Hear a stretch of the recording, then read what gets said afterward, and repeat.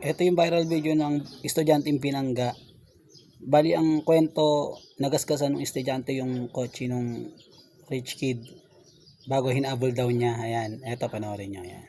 Ayun, oh, grabe. Sobrang buti hindi na ano, no? Hindi na matay yung bata, oh, na ano lang. Ayan, galit na galit siya. Sinasabi niya dito, huwag kang tatakbo, huwag kang tatakbo, huwag kang tatakbo. Ganyan siya ng ganyan eh. Yan, siguro ano rin to, nadala rin to ng damdamin niya. Sobrang ano siguro, ganyan.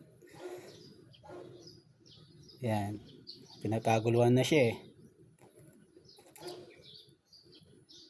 Alam ko sa ano eh, tatawag yan ang polis bago mag-iiba yung awit niya eh, yung sinasabi niya, nabangga niya daw ganyan. Kasi hinabol niya nga daw.